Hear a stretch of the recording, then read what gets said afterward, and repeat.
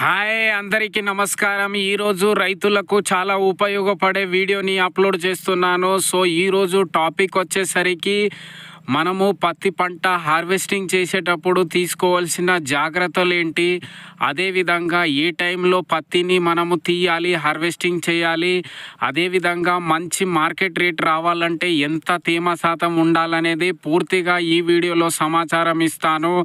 కావున ఈ వీడియో అనేది ఫస్ట్ నుంచి చివరి వరకు స్కిప్ చేయకుండా చూడండి. అదేవిధంగా లైక్ చేయండి మరియు సబ్స్క్రైబ్ కూడా చేయండి. మీరు చేసే లైక్ సబ్స్క్రైబ్ వల్ల నాకు చిన్న ఇన్స్పిరేషన్స్ లభిస్తుంది.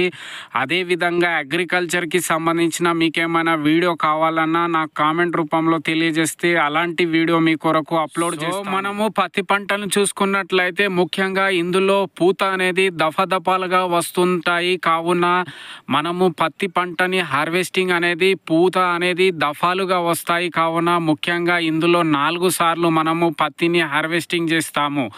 అంటే 4 సార్లు పత్తిని ఏరుతాం అన్నమాట.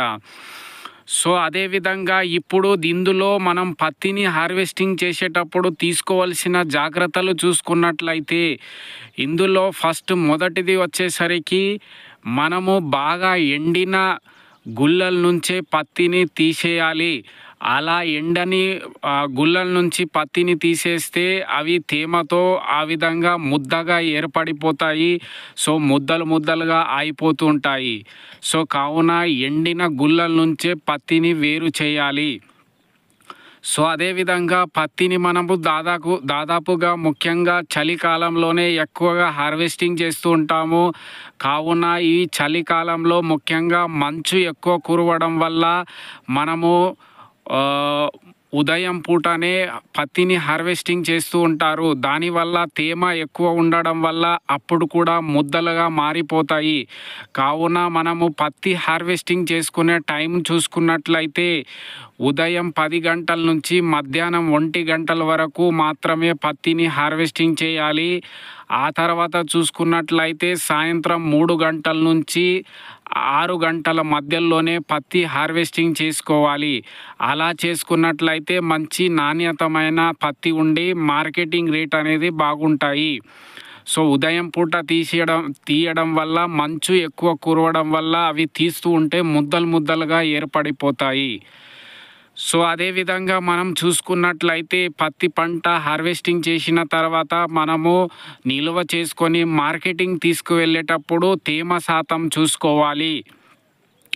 సో మార్కెటింగ్లో పత్తి ధర ఎక్కువ రావాలంటే ముఖ్యంగా మనకు తేమ శాతం అనేది 10% కన్నా తక్కువ ఉండాలి. అనగా మనకు 8 నుంచి 9% ఉన్నట్లయితే తేమ శాతము అప్పుడు పత్తికి మార్కెట్ రేట్ అనేది బాగుంటుంది. సో కావున మనము హార్వెస్టింగ్ చేసిన పత్తిని నిల్వ చేసుకొని మార్కెటింగ్కి తీసుకువెళ్ళే ముందు మన పత్తిలో తేమ శాతం గమనించి ఈ 8 నుంచి 9% అంటే 10% కన్నా తక్కువ తేమ ఉన్నట్లయితే అప్పుడు మార్కెటింగ్ తీసుకువెళ్ళినట్లయితే మనకు మంచి ధర అనేది వస్తుంది. సో మంచి ధర మనకు రావడం వల్ల మనకు మంచి లాభం అనేది కలుగుతుంది. కావున ఇప్పుడు నేను చెప్పినటువంటి ఈ వీడియోలో టైం అనేది మనకు ఇంపార్టెంట్. అంటే ఉదయం కాకుండా 10 గంటల నుంచి సాయంత్రము 6 గంటల లోపల మధ్యలో 1 అవరు ఎండ ఎక్కువ ఉంటుంది. సో ఎండ ఎక్కువ ఉన్నప్పుడు మనం పత్తిని హార్వెస్టింగ్ చేసుకున్నట్లయితే ఆ విధంగా పత్తి ఏరుతూ ఉన్నట్లయితే తొడిమేలు, కాడలు, అదేవిధంగా ఆకులు కూడా వాటితో పాటు వచ్చేస్తాయి. కావున ఈ ఎండ సమయంలో పత్తిని అనేది తీయదు అన్నమాట. అలా తీసుకున్నట్లయితే వాటితో పాటు తొడిమేలు, కాడలు, అదేవిధంగా ఆకులు అనేది కలిసిపోతాయి పత్తిలో. దానివల్ల కూడా మార్కెటింగ్ అనేది సరిగా రేట్ అనేది రావు. కావున అది పత్తి దూది అనేది కలుషితం అయిపోతుంది కాడలు తర్వాత ఆకులతోని. దానివల్ల కూడా మార్కెటింగ్లో ధరలు సరిగా రావు. కావున ఇప్పుడు నేను చెప్పినటువంటి విధంగా కొన్ని పాయింట్ని పాటించుకున్నట్లయితే మనకు అదేవిధంగా తేమ శాతము 8 నుంచి 9, 10% లోపల ఉన్నట్లయితే మనకు మంచి మార్కెట్ రేట్ వస్తుంది. కావున ఇవి కొన్ని జాగ్రత్తలు పడి మనకు ఆ విధంగా జాగ్రత్త పడినట్లయితే మన పత్తి కూడా మార్కెట్లో మంచి డిమాండ్, మంచి ధరలు వస్తుంది. మంచి ధరకు మనము పత్తిని అమ్మినట్లయితే మనకు లాభం అనేది వస్తుంది. ధన్యవాదాలు.